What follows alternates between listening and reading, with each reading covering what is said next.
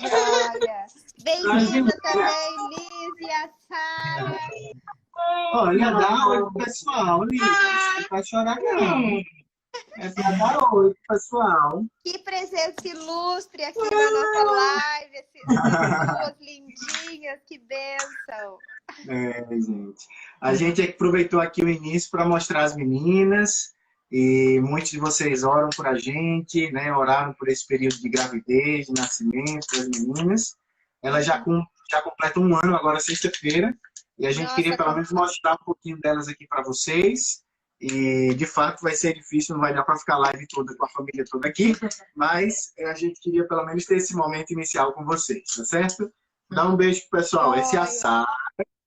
Esse é a Sara. Que tá com a mamãe. Viu? Oi, Liz. Que bonitinha. Voltem sempre, viu? Sejam muito bem-vindos à nossa live. Obrigada, gente. Um abração. Queria estar aqui com vocês também, mas vou ficar cuidando das pequenas. Se por um acaso elas dormirem, cochilarem, eu volto. Tá joia. Volta sim, Kelly. Vai ser um prazer também tê-la aqui com a gente. Obrigada. Um beijão, gente. Leva primeiro, depois começa. Essa aqui fica ainda uns segundinhos aqui com o papai.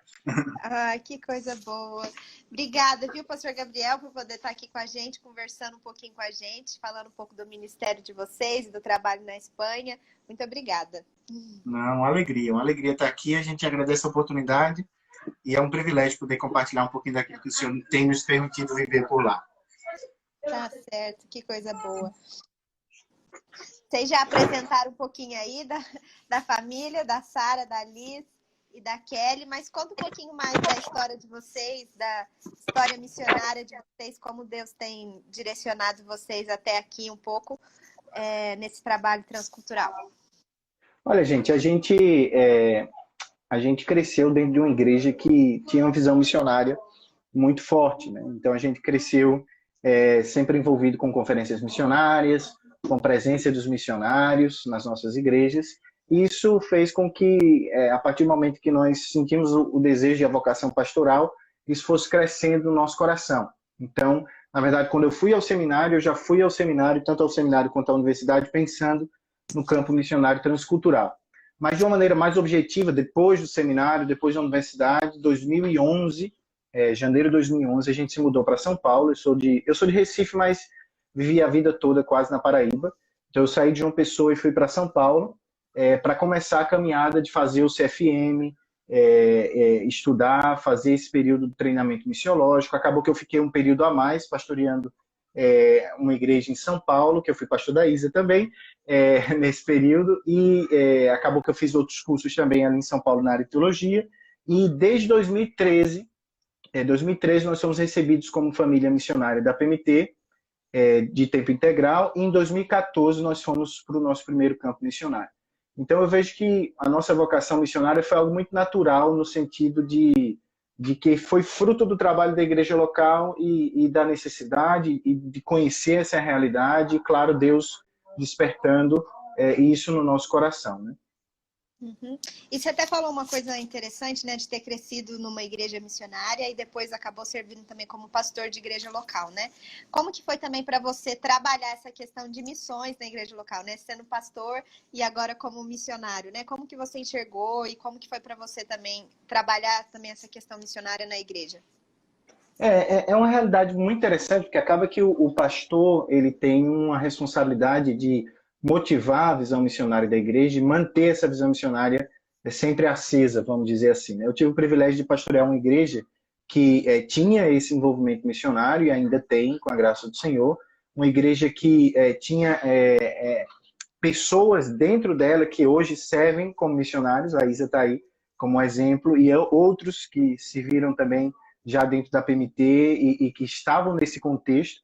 E era um contexto interessante, porque como era um contexto que lidava com jovens universitários, então, basicamente, por exemplo, só de cabeça que eu vejo 4 missionários, 5 missionários hoje, de tempo integral da PMT, que de alguma maneira passaram pela IPH, essa igreja que eu fui pastor, não no período que eu estava, alguns no período que eu estava, outros anterior, mas eu acho que a responsabilidade do pastor está primeiro na exposição das escrituras, movendo a igreja à compreensão de que ela é responsável tanto por aquele que está perto quanto aquele que está longe, e de fato está sensível à voz do Senhor, que encaminha, vocaciona e dá esse suporte no treinamento e envio do obreiro.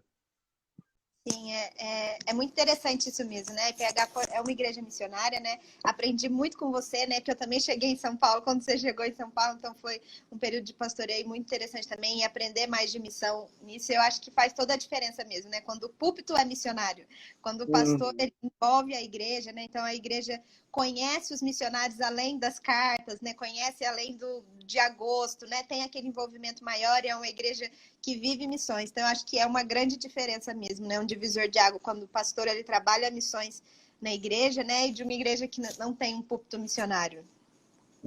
Com certeza, com certeza. Então aí já fica o alerta para os pastores, os presbíteros que estão nos ouvindo, de você ter essa responsabilidade para com a igreja local, de manter essa visão ampla do reino, que envolve também a missão transcultural nesse alcance do evangelho.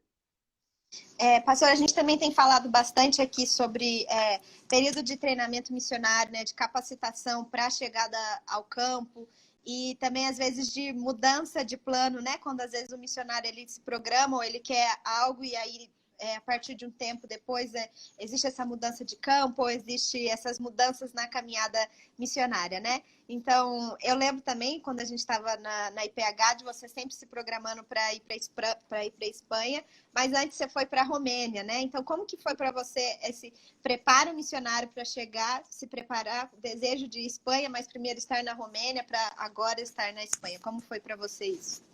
Olha, o treinamento missionário é uma parte importantíssima da caminhada transcultural. Na verdade, eu lembro de uma frase do Eugene Peterson, num livrozinho sobre vocação pastoral, que ele disse que muitos dos equívocos que a gente tem na vida missionária, elas seriam solucionadas por meio de um treinamento missionário mais adequado. Graças a Deus, a nossa denominação tem investido nessa área, e tem crescido bastante nessa área. Eu tenho tido a oportunidade de hoje dar aulas no Centro de Formações que eu fui aluno em 2011. E eu lembro que a minha turma de 2011 foram 5 pessoas que se formaram. Né? Hoje, a turma que eu dei aula no ano passado, principalmente porque ter sido também num contexto de aula remota, a gente teve um grupo de quase 50, 60 pessoas na minha turma. Então, olha como Deus tinha abençoado, né, a nossa agência nesse sentido. Né? Então, a gente fez esse treinamento, a Kelly teve a oportunidade de fazer o CFM também, ela fez todos os módulos do CFM, a PMT obriga quatro módulos para as esposas de pastores, mas a Kelly teve a oportunidade de fazer o curso completo e foi uma bênção. E naquele contexto, ele surge esse convite, essa necessidade da Romênia, e nós topamos essa ideia, foi uma bênção, né, para a gente estar na Romênia. A Romênia é um país que carece do evangelho, nós temos ali amigos, colegas preciosos que continuam servindo ao Senhor, e foi uma experiência de fato transcultural da mais grande para a nossa vida. Né? Aprender uma língua completamente diferente, mesmo sendo uma língua latina, mas uma língua que você ouvindo você não vai entender praticamente nada. Então a gente serviu ali, principalmente dando apoio a uma igreja que havia sido plantada por missionários coreanos, presbiterianos, na cidade de Bucareste. Né? Mas aí no final desse período de 3 anos, que é o período do nosso projeto, Deus nos redirecionou para servir aqui na Espanha, que de fato era um desejo desde quando eu fui para São Paulo, né, para fazer o CFM, pensando em servir aqui na Espanha, e a providência nos trouxe aqui. Eu vejo que a vida missionária ela é uma vida que precisa estar sempre sensível à voz do Senhor. Né?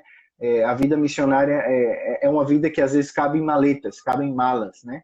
A gente já passou por isso algumas vezes, e esse desapego é algo necessário na caminhada missionária, mas ao mesmo tempo saber que o nosso barquinho está sendo sempre conduzido pelo Senhor, nos acalma e alegra o nosso coração.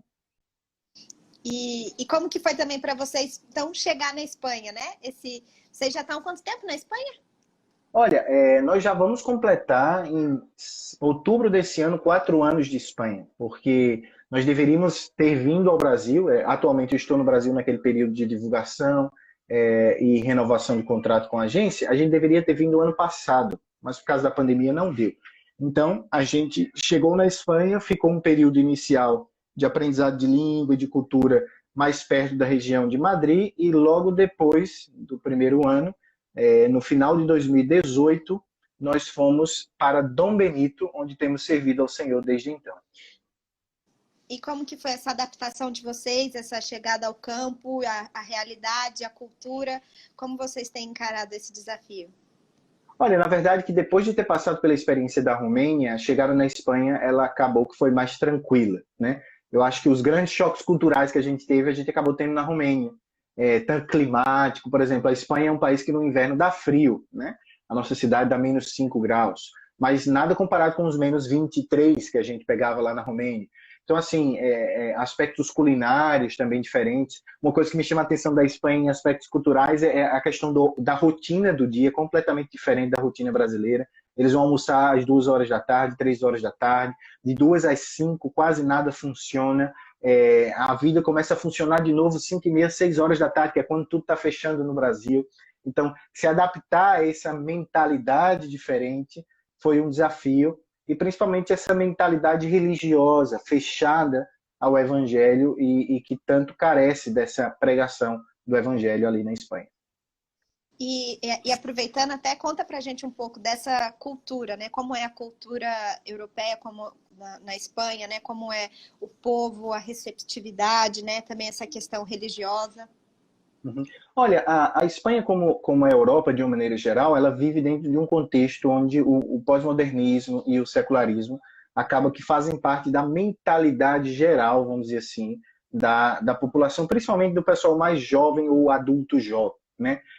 Acaba que esse é o grande desafio, porque a pós-modernidade acaba que fez com que toda a ideia de uma cosmovisão universal, de uma metanarrativa universal, fosse tirada e fosse vista com incredulidade. Então, um pós-moderno ele vai simplesmente crer em verdades que são para um grupo de pessoas, não verdades universais, e que a vida, a fé deve ser vivida num ambiente privado, que é daí onde vem a ideia do secularismo. Então, a Espanha está envolta nessa realidade de secularismo, está envolta nessa realidade de pós-modernismo, mas eu vejo que a Península Ibérica, né, tanto Espanha quanto Portugal, acabam que tem um quê a mais histórico, que é o fato de que a reforma protestante, quando surge na Europa, ela surge na Europa Central, ela chega aos países do Norte, em algumas nações do Sul de uma maneira muito peculiar, mas a Península Ibérica, especialmente a Espanha, como eram os reis católicos que reinavam, né, Filipe e Isabel naquele momento, então acaba que eles se viram como os baluartes da Contra-Reforma. Então, a reforma protestante praticamente não conseguiu criar raízes na Espanha. A gente teve reformadores de primeira geração na Espanha, mas a partir da década de 1560, ou seja, 40 anos depois da reforma protestante, o último auto de fé, onde foram assassinados protestantes na Espanha, de 1560 até 1840, 50, a gente não tem uma menção de protestantismo na Espanha por 300 anos. Então, isso gerou o contexto que a gente vive. A Espanha é um país com menos de 2% de protestantes, um país que tem muitas cidades sem nenhuma igreja evangélica, 92% dos municípios espanhóis, mesmo que sejam alguns deles bem pequenininhos, não têm igrejas evangélicas, pessoas que têm que dirigir quilômetros para chegar numa igreja, e isso a gente está falando de igrejas evangélicas. Se a gente fala de fé reformada, isso é praticamente achar a pepita de ouro no meio do leito de um rio, quando a gente fala da Espanha. Então, é um grande desafio missionário trabalhar em contextos onde a fé cristã verdadeira, genuína, aquela pregada por nossos pais, como vai dizer o hino da UMP, nunca chegou, nunca foi enraizada. Então, eles vivem um catolicismo cultural mesclado com um secularismo pós-moderna, e acaba fazendo até mesmo da religião um aspecto quase que secular, né? Você vai ter festas de santo que, na verdade, são momentos de extravasar a festa da carne e simplesmente uma reunião familiar, né? Mesmo que seja muito forte, um exemplo interessante disso, Isa, é que, por exemplo, tem muitos pais ateus que levam as crianças para fazer a primeira comunhão na Espanha. É muito forte, né? A criança, quando chega com 7, 8, 9 anos, vai fazer a primeira comunhão. E os pais são declaradamente ateus, mas eles vão fazer isso, né? Teve uma entrevista no ano passado que eu tive a oportunidade de ver, na Semana Santa, antes da pandemia. Existem os costaleiros, que são os que carregam os santos naquelas procissões. E muitos deles são ateus declarados, né? E o repórter perguntava, mas por que você está aqui? Ele dizia assim, não, porque isso é a cultura da minha avó, isso é a cultura da minha família. E ser espanhol é ser católico, mesmo que eu não creia em Deus. Então, isso é muito forte dentro da mentalidade da Espanha.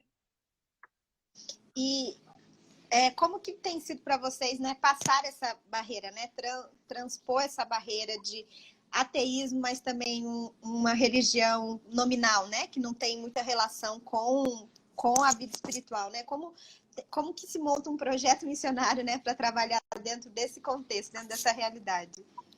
Olha, Isa, eu vejo que a primeira coisa, eu acho, o ponto de partida de qualquer projeto missionário, e especialmente em contextos como o nosso, é a gente lembrar daquela verdade que Jesus disse aos discípulos no Evangelho de João, né? Sem mim nada podeis fazer. Diante de um desafio tão grande, a gente se vê muito pequeno, e eu acho que a gente precisa se ver muito pequeno. A gente precisa se ver incapaz, porque, como disse Paulo, é na nossa fraqueza que o poder de Deus é aperfeiçoado, é na nossa fraqueza que somos fortes em Cristo. Então, nesse contexto, a gente precisa, de fato, se apegar a Cristo, ao Evangelho.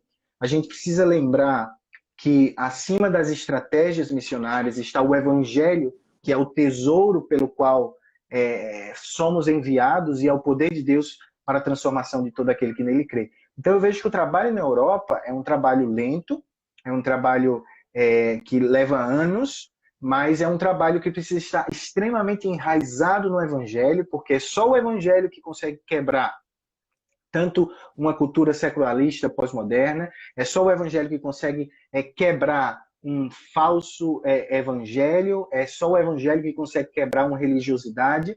Então, a obra missionária, pelo menos no nosso contexto, ela tem sido abundante do Evangelho, pelo menos como pastor eu vejo isso, né? A nossa pequena igreja local, que a gente trabalha para plantá-la, eu sempre digo isso para os irmãos que estão conosco, olha, para mim, qualquer pessoa que entre nessa igreja, em qualquer culto que nós possamos fazer, elas precisam receber claramente o Evangelho, seja pela liturgia, seja pelas músicas, e principalmente pela palavra exposta. A pessoa tem que entrar e sair compreendendo que ela é pecadora e que nós temos a redenção em Cristo Jesus. Porque pode ser que aquela seja a única oportunidade que aquela pessoa vai ter de ouvir o Evangelho. E até mesmo no contexto, né, com a igreja que vocês têm trabalhado aí, né, em Dom Benito, quais são as dificuldades que o missionário ele vai encontrar no discipulado, no evangelismo, dentro dessa cultura espanhola? Olha, a gente tem trabalhado com a Igreja Evangélica Presbiteriana da Espanha, que é fruto do trabalho missionário da Igreja Presbiteriana do Brasil há quase 30 anos, né? E hoje nós temos, eu acho que 6, 7 missionários da PMT que trabalham com essa denominação. E a gente trabalha com uma dessas igrejas na cidade de Dom Benito, né? Pregando ali, tentando plantar a igreja. Eu acho que o desafio que a gente tem, Isa, primeiramente, é aquela ideia de que, pensando agora na realidade da igreja enviadora, da igreja brasileira, é pensar, primeiramente, romper a barreira daquela ideia de que a Europa não precisa de missionários, né? Ou, além disso, que a Europa eu costumo dizer assim, é como se você estivesse desfilando na calçada da Torre Eiffel ou do que seja. Aquela ideia, né, muito bucólica do que é a Europa, né? Mas a Europa não é isso, né? Ou pelo menos a Europa não é só isso, né?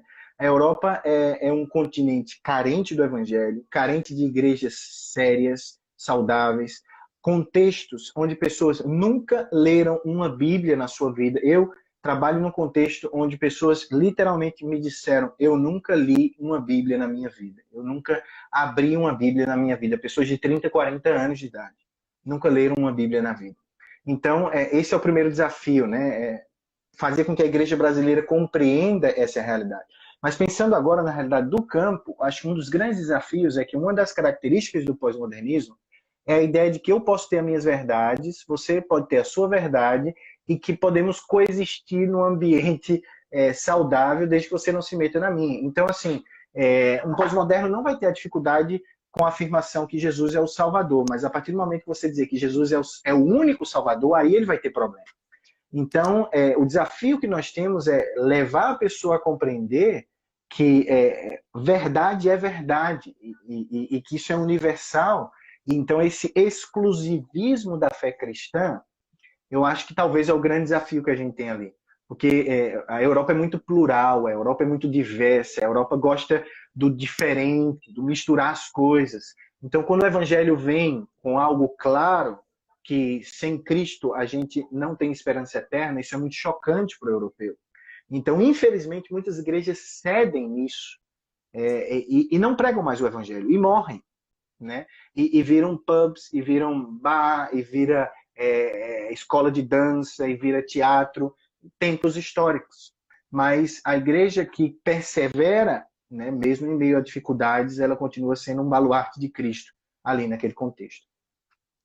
E até interessante você falar também dessa barreira da igreja enviadora, né? Da igreja brasileira enxergar essa realidade da Europa. Eu acho que não só enxergar que ela precisa de missionários, né?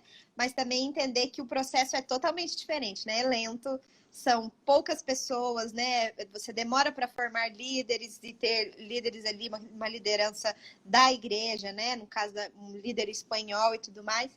Então, como tem sido também para você, como missionário na Europa, relacionar com esse pensamento também da igreja brasileira e até mesmo tentar mudar esse pensamento da liderança brasileira? Olha, de fato, eu vejo, Isa, que não só pensando na Europa especificamente, mas infelizmente a visão um pouco mercadológica, ela chegou na igreja brasileira ao ponto de que a gente pensa que se a gente fizer 3 passos mágicos, em 2, 3 anos a gente vai ter um resultado fantástico, né? Então, a gente às vezes envia obreiros pensando nisso, e a gente às vezes vai pensando que isso vai acontecer, e aí a gente se frustra, e aí a gente tem um problema sério. Porque em contextos como o nosso, né, em anos, às vezes você vai demorar anos para você ter frutos. E às vezes você vai levar mais outros quantos anos para você ter lideranças fruto desses frutos que vieram da pregação do Evangelho. Então, eu acho que a gente precisa primeiro rever um pouco o nosso conceito de tempo, a gente precisa rever um pouco o conceito de que é somente, de fato, o valor que tem uma vida para Deus, né? Eu me lembro muito de Jesus dizendo, mais vale uma vida do que o mundo inteiro, né? Parece que a metodologia missionária da igreja hoje em dia não lembra disso.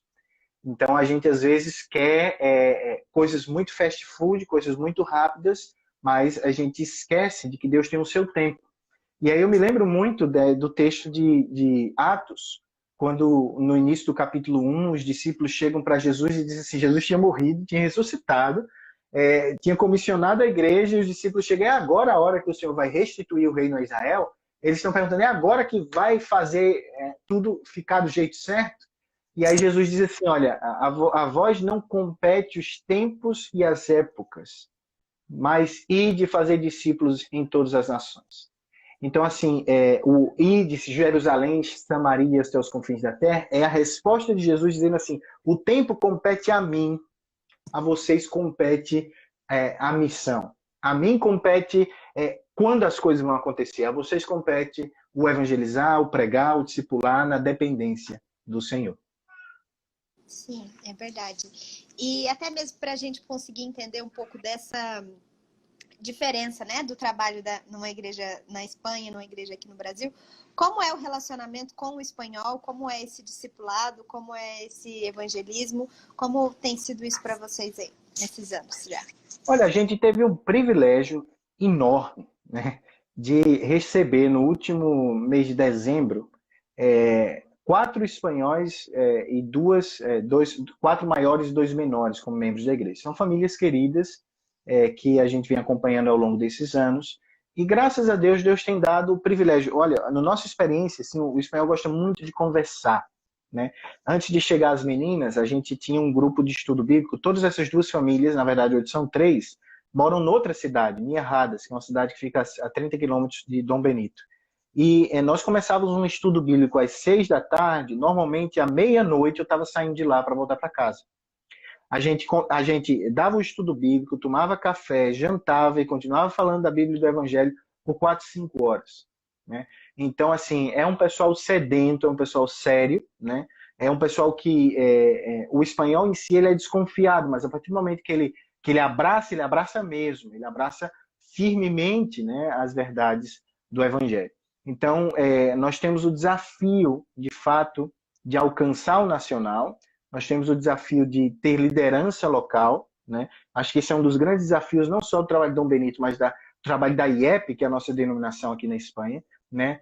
De ter liderança local, e a gente pede oração por isso, para que Deus possa dar graça e levantar pessoas vocacionadas para o exercício do presbiterato, do diaconato, para que as nossas igrejas comecem a ser mais estruturadas, porque muitas vezes a gente usa o termo igreja, porque biblicamente é igreja, mas o brasileiro, quando pensa em igreja, pensa em igreja de 80, 100 pessoas, com um pastor, presbítero e diácono. E quando eu estou falando de igreja, meus irmãos, eu estou falando, graças a Deus, hoje nós temos 8 membros na nossa igreja.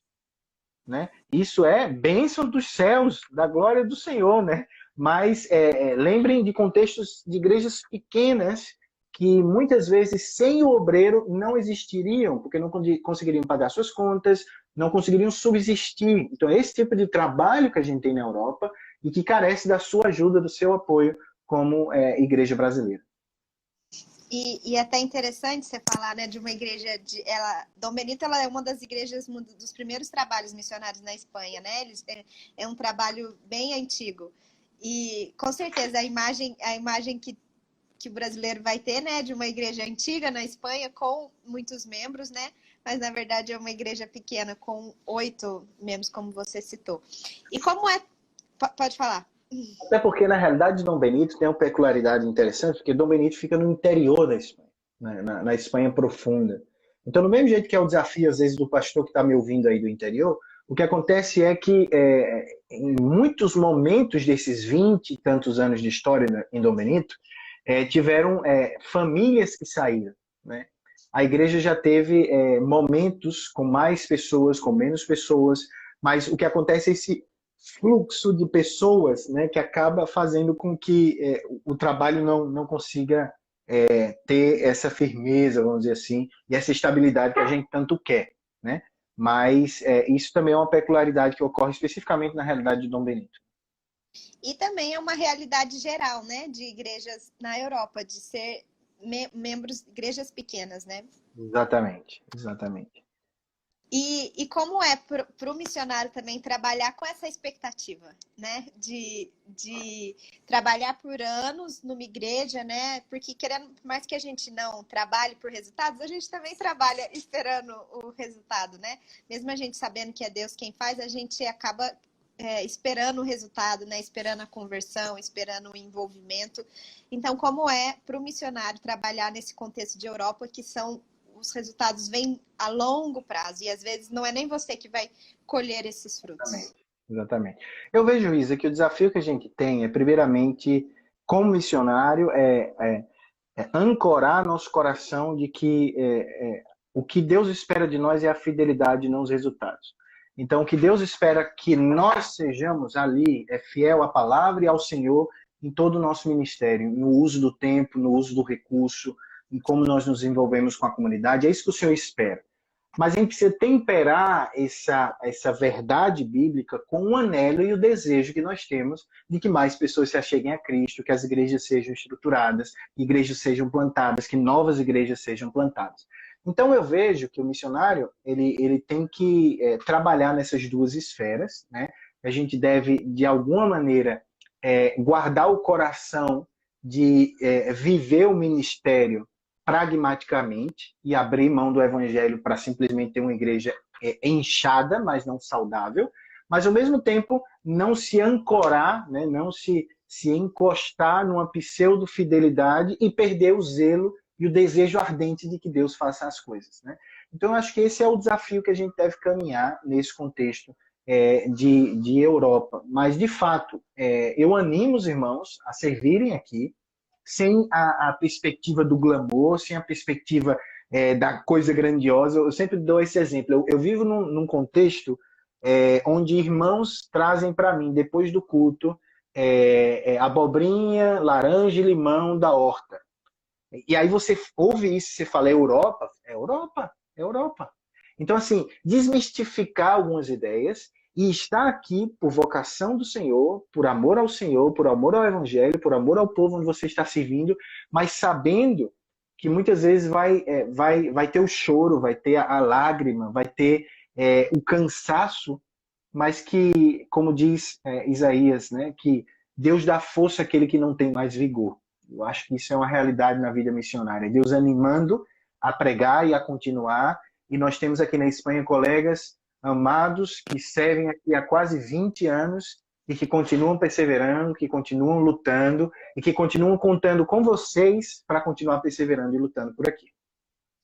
Inclusive, a gente recebeu aqui um comentário da Josilene que falou: visitamos a igreja do pastor Gabriel lá em Dom Benito. Eles são muito amados pela comunidade daquela pequena cidade. É verdade, a Ju passou por lá e foi uma bênção para a igreja também tê-los ali visitando a gente. Até interessante isso que ela comentou, a receptividade com o obreiro brasileiro, né? Como é na Espanha? Olha, de uma maneira geral, nós somos extremamente receptivos, bem recebidos no contexto onde nós estamos. Na verdade, eu posso dizer que a Igreja Evangélica Presbiteriana de Dom Benito, por exemplo, diariamente eu recebo mensagem dos irmãos dizendo: pastor, temos sentido a falta de vocês e tudo isso. A gente se sente muito querido. Mas um desafio, de uma maneira geral, pensando na Espanha, é que nós estamos falando de uma realidade histórica de um país colonizador e um país colonizado, mesmo que não seja o Brasil sendo colonizado pela Espanha, né? Eu acho que os obreiros de Portugal talvez sofram ainda mais com isso. Então, lá no fundo do coração, principalmente da pessoa não crente, eu acho que quando Jesus entra no coração, transforma a mentalidade. Isso, por exemplo, os nossos amigos espanhóis de maneira nenhuma pensam dessa realidade. Mas, de uma maneira geral, o espanhol pensa como é que você, que, entre aspas, só existiu porque a gente ensinou a vocês como existir, vão me ensinar alguma coisa agora. Então, assim, esse é um desafio. Nós vivemos numa região de cidades pequenininhas, mas que dali saíram grandes conquistadores da América, né? Por exemplo, do lado de Dom Benito tem uma cidadezinha chamada Medellín, e dali saiu Hernán Cortés, o conquistador do México, uma cidade que hoje tem menos de 1.000 pessoas, tá? A 6, 7 quilômetros da minha casa, né? Mas eles têm essa ideia de que, olha, vocês vão aqui ensinar, mas nós que levamos a ciência, o estudo, o desenvolvimento para vocês. Então, esse é um desafio que a gente tem e que o brasileiro ele tem que vir com um coração humilde de ouvir, de aprender, de não nutrir amargura no coração, mas que na dependência do Senhor compreender que ele continua sendo útil ali naquele contexto, né? E sempre lembrando, né, eu sempre gosto de pensar nisso, né? Você pode viver muito tempo num país, você vai continuar tendo sotaque, você vai continuar tendo erros gramaticais, você vai continuar sendo brasileiro. Você pode viver 30 anos, você vai continuar sendo brasileiro, sua mente é brasileira. Você pode estar o mais adaptado possível. Então, você vai ter que sempre depender de Cristo, porque eu fico pensando, gente, o que é que faz uma pessoa, né, um espanhol, entrar na nossa igreja, permanecer 1h30 ouvindo uma pessoa pregar, que vai ter um sotaque diferente do dele, que ele sabe que não é daqui. O que é que faz uma pessoa fazer isso? É Deus, é o Espírito Santo de Deus. E isso leva o missionário a se apegar a Cristo, ao Evangelho, e compreender que não é por nós, mas é por Cristo. Não é por nós, é apesar de nós e por Cristo, por meio de nós. Amém. Boas palavras, pastor.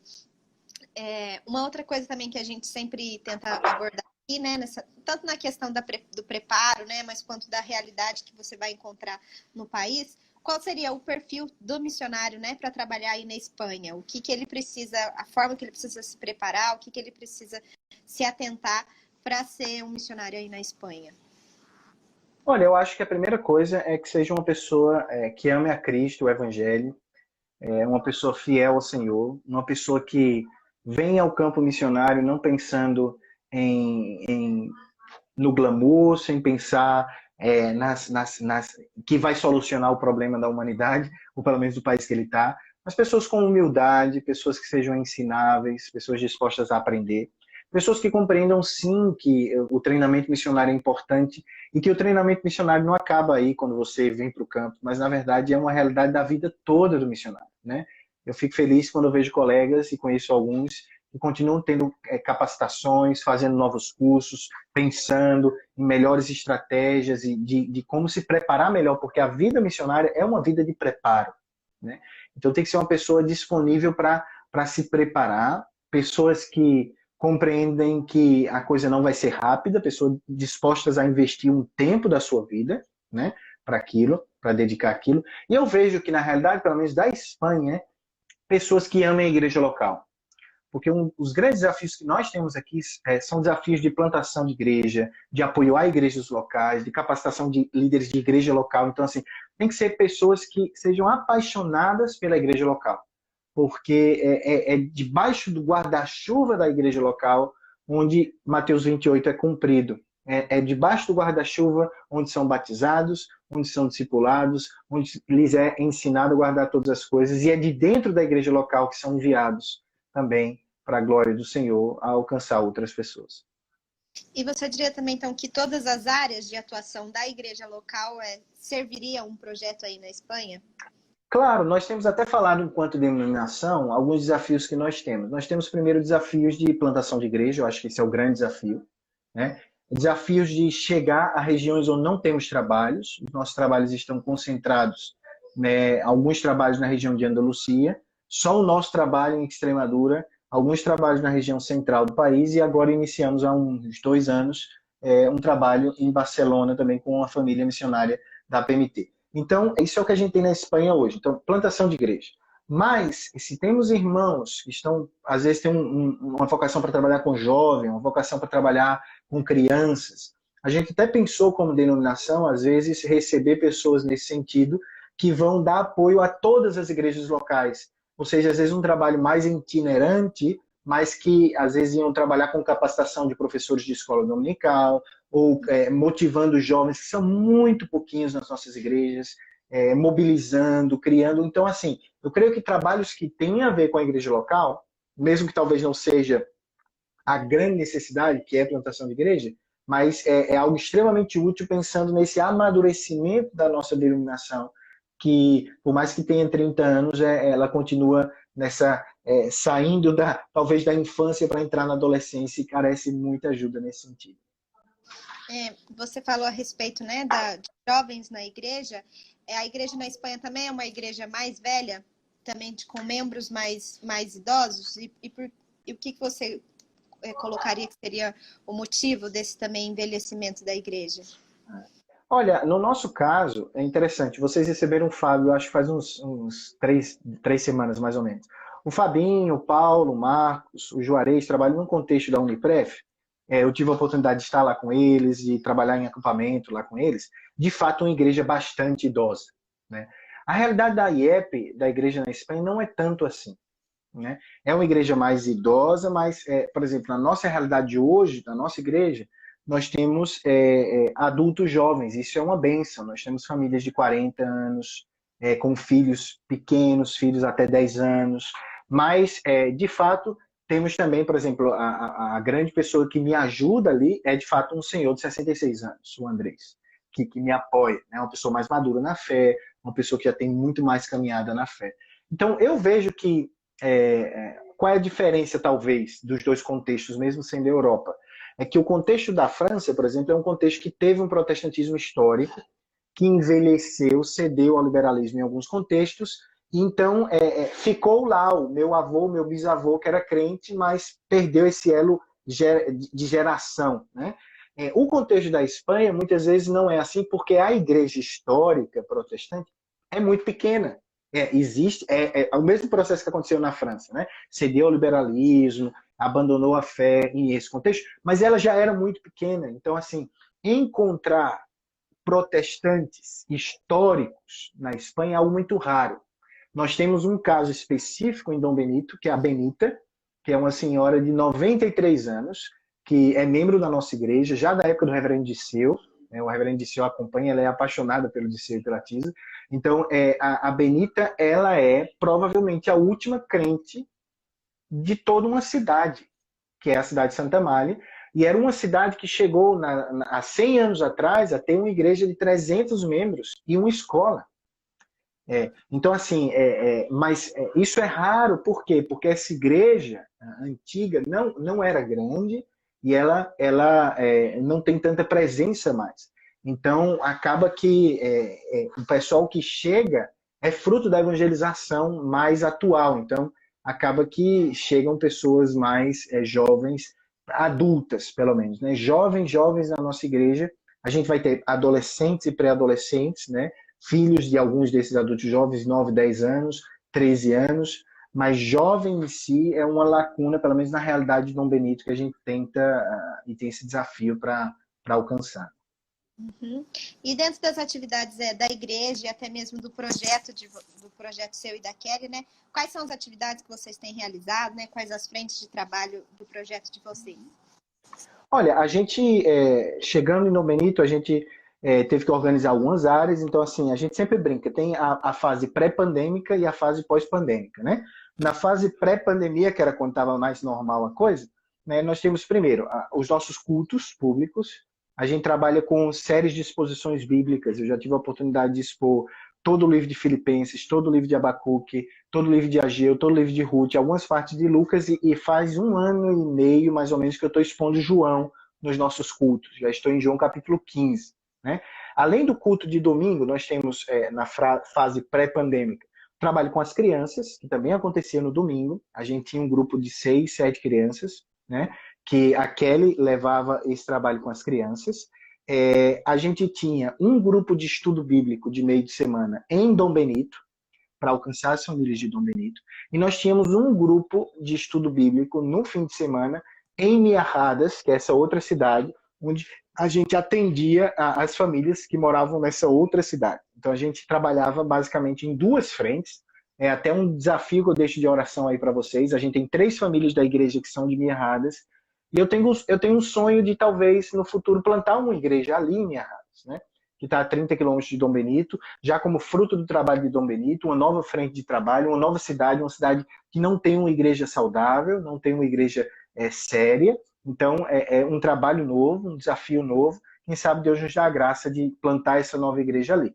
E, além disso, a gente tinha um trabalho em Santa Amália. A Benita vivia num asilo, e nós conseguimos autorização para fazer um culto mensal no asilo. Então a gente ia todo mês fazer o trabalho com as senhoras ali em Santa Amália. Né? Então, em termos de programação, essas são as frentes de trabalho. Hoje em dia, né, acaba que com a tecnologia a gente teve que criar outras estratégias. Na pandemia, a gente teve um projeto chamado Gotas de Esperança, que foi um projeto de 53 vídeos pequenos, de 3 a 5 minutos, que eram colocados nas nossas redes sociais. Se você está acompanhando aí e não seguiu a página no Facebook da Igreja Evangélica Presbiteriana em Dom Benito, eu posso escrever depois aí. Você pode seguir, vai ter todos os nossos estudos bíblicos, cultos, as nossas programações, você vai poder estar bem inteirado do que está passando lá por Dom Benito. Muito legal.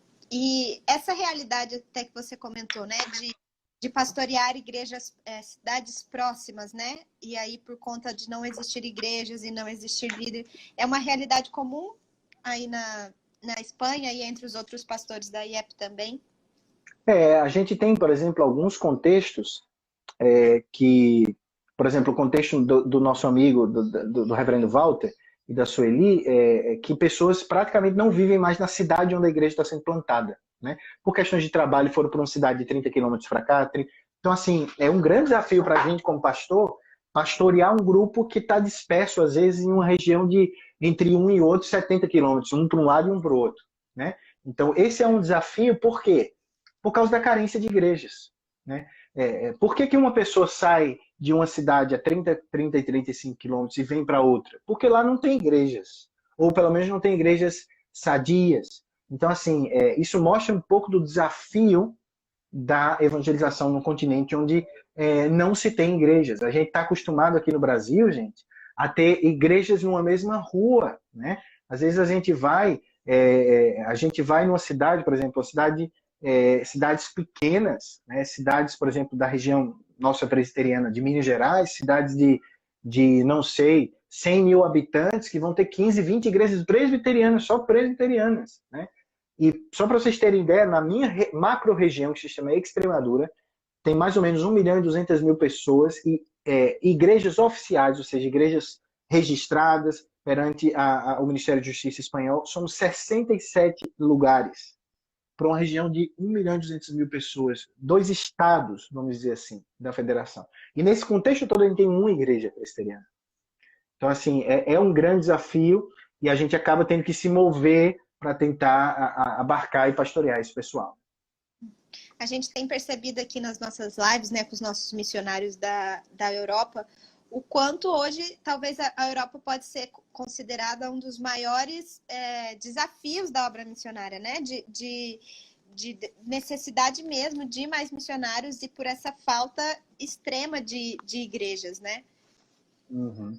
Na verdade, a Espanha, por exemplo, até talvez deixando aí no ar o questionamento, quando a gente estuda a missiologia, a gente fala muitas vezes de povos não alcançados, povos não engajados, são conceitos que, na verdade, foram criados como fruto, basicamente, da missiologia de Lausanne de 74, que foi desenvolvido posteriormente à luz de alguns projetos. Mas, por exemplo, até é difícil especificar o que seria um povo não engajado e um povo não alcançado, né? Mas vão criar estatísticas, normalmente, que vão dizer 2%, 3%, ela varia um pouco. Mas, por exemplo, a Espanha tem menos de 2% de protestantes, de evangélicos. Então, assim, aí é o grande desafio que eu vejo. Por exemplo, qualquer pastor brasileiro, qualquer conselho de igreja no Brasil, séria, que somos as nossas, vão dizer para os seus membros que eles têm que evangelizar o seu colega de trabalho que é católico nominal, porque ele não tem a Cristo como Senhor e Salvador de sua vida. Mas aí, quando a gente pensa no campo missionário, a gente diz, não, mas a Espanha é cristã, né? Ou a França é cristã, ou a Alemanha é cristã, e a gente parece que tem dois pesos e duas medidas. Então a gente tem que compreender o desafio, até mesmo do ponto de vista claramente missionário, né? Não temos igrejas, não temos crentes, não temos igrejas autóctones. Vai ter igrejas autóctones na Espanha? Vai. Vão ter igrejas sérias? Vão. Mas dizer que essas igrejas são capazes de levar a cabo a evangelização da Espanha por conta própria, isso não é verdade. Porque como 2% vai evangelizar 100%, é impossível. Como uma igreja em Dom Benito vai cuidar de uma região, né, de quase 100 mil habitantes, uma igreja só, então é impossível. Então o desafio que a gente tem é nesse sentido, de plantar igrejas, de pensar na realidade da Espanha e da Europa como carente do evangelho, carente da obra missionária, carente do envio missionário. Então a gente estimula os irmãos a orarem por isso e a estarem conosco nessa caminhada. Sim, e até acho que uma também das frentes do seu ministério tem sido também a capacitação, né? Capacitação, treinamento de novos obreiros, né? Dando matérias de secularismo nos nossos cursos, né? E o que você tem percebido até mesmo dos alunos e dos pastores que têm ido fazer o curso e têm também se preparado para o campo missionário?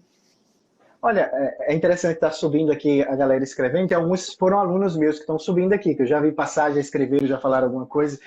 Para mim é um grande privilégio. Eu compreendo que a capacitação, a área de ensino faz parte do nosso chamado missionário como família, né? Eu e Kelly, a gente compreende isso, a gente investe no nosso tempo em capacitar a gente para que a gente possa, de alguma maneira, capacitar os outros. Então, assim, eu vejo como um grande privilégio, eu vejo que a PMT está crescendo bastante nessa área, né?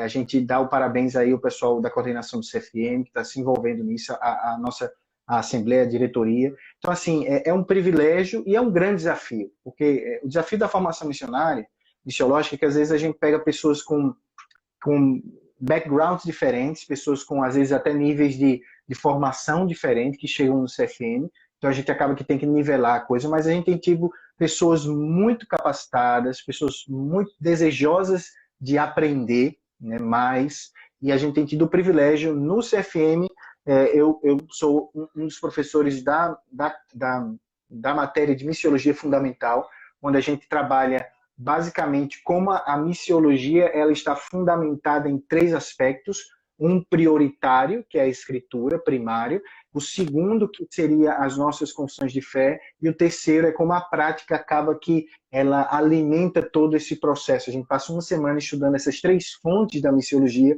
e debatendo a interação entre elas.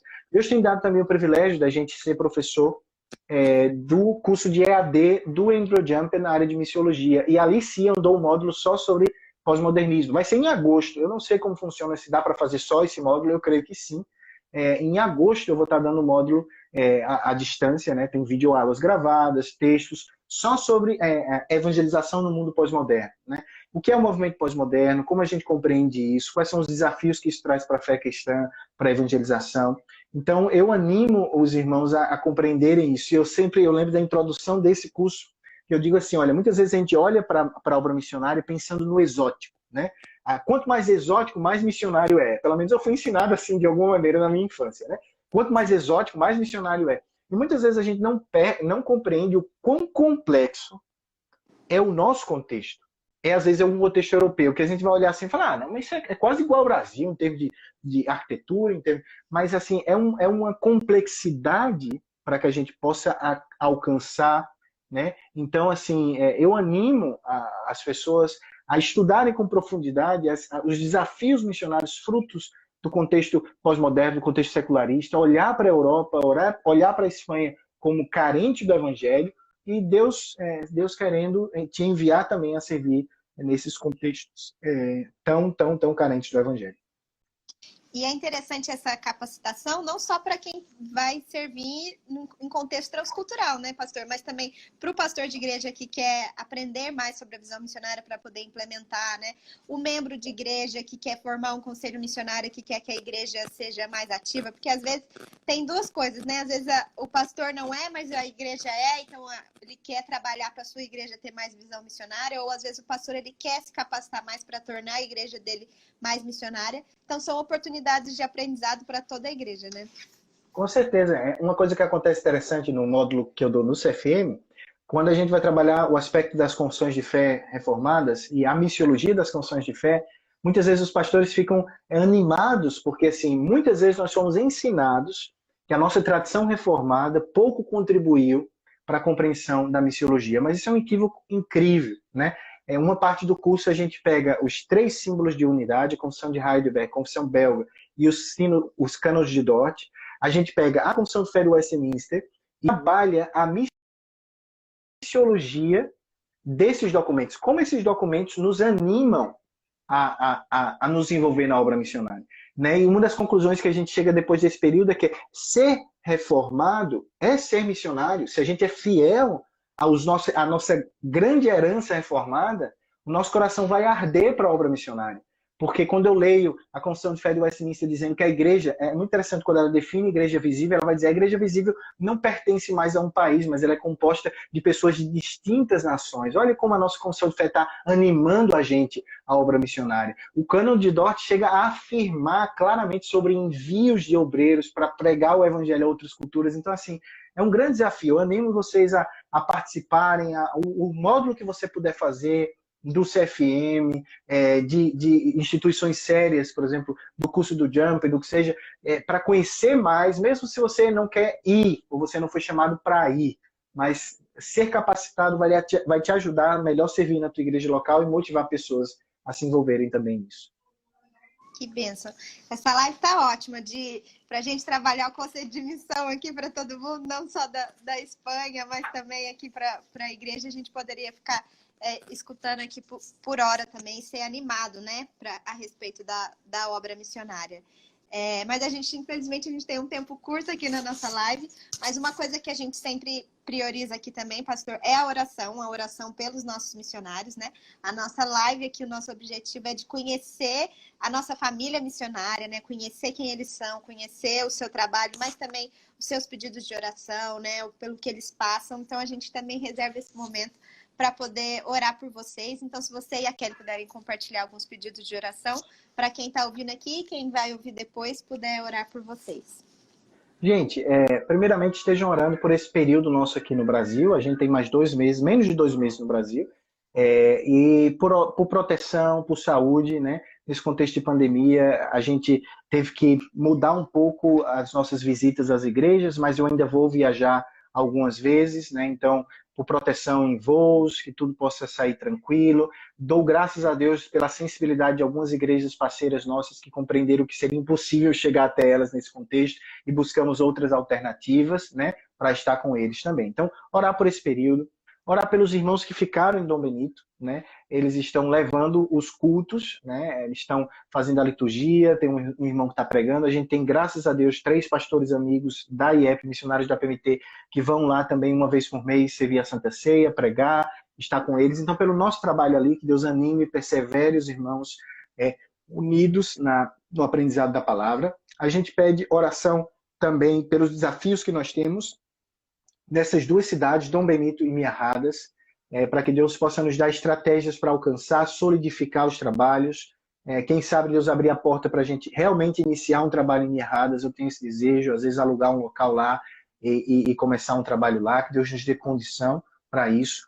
Um pedido que a gente tem também bem específico é que a gente precisa mudar o nosso local da igreja de Dom Benito, por N questões, e principalmente pelo espaço reduzido, com essas capacidades reduzidas que a gente tem agora. Então, que Deus possa nos dar condição para isso, que Deus possa abrir portas. Às vezes, se você deseja trabalhar e ajudar especificamente nisso, você pode entrar em contato com a gente também, e a gente vai estar encantado em responder. E, de uma maneira geral, Isa, também pela provisão, né? Eu vejo que, eu sempre digo como missionário, nós somos gratos a Deus, porque, humanamente falando, seria impossível para o missionário transcultural ter sobrevivido esses últimos 2 anos. E Deus fez a gente chegar até aqui. Né? Deus usou vocês como a PMT, Deus usou a IPB, né? Crentes que estão aqui, presbiterianos. Louvem a Deus pela vida da sua denominação, que no contexto inicial da pandemia usou verbas extras, ajudou, tirou de onde não tinha, como outras igrejas têm feito também.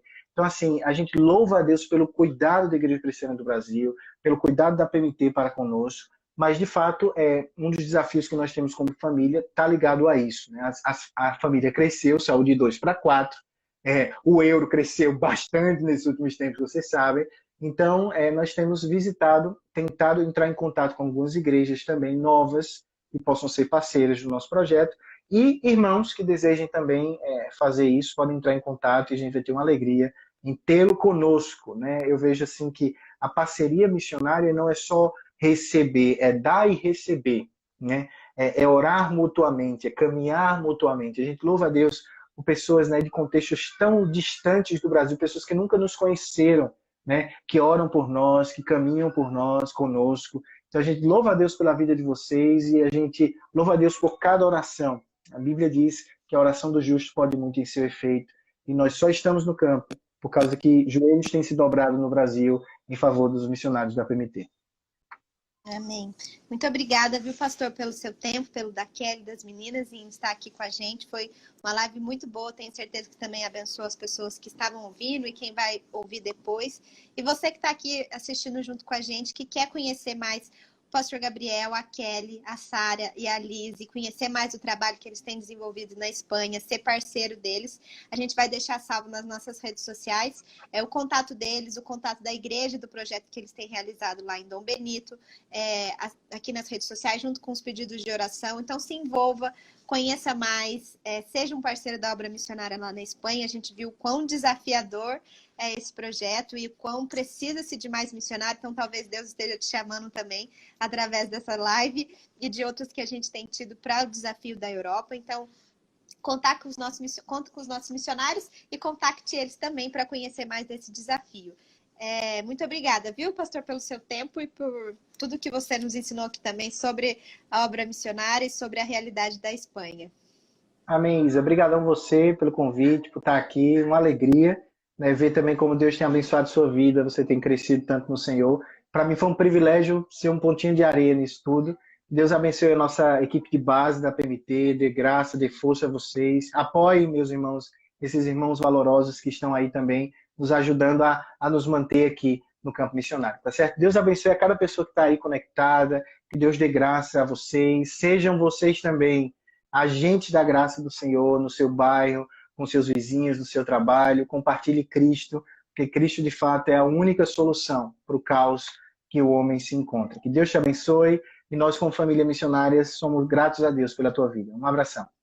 Obrigada, Bia, é verdade. Eu fico lembrando de, finalizando aqui essa live, né? De quando eu cheguei em São Paulo, né? De ser recebida ali na IPH e de vocês também estar chegando. Quanto que eu aprendi também sobre missões, né? Nesse tempo, né? Mesmo em fase de treinamento, você estava fazendo CFM, né? E depois você foi se aprimorando também, mas aprendi muito sobre missões nesses 4 anos, eu acho que você esteve lá, né? E tempos também depois, então... eu vejo quão importante é esse trabalho do pastor na igreja local, né? O quanto que saem frutos também, né? Que às vezes a gente não imagina, mas que me abençoou muito e continua me abençoando também. Então, eu também particularmente agradeço. É um prazer também estar aqui nessa live com você. Amém, gente. Deus abençoe. Beijão. Gente, um abraço, viu? Até terça-feira que vem. Tchau, tchau.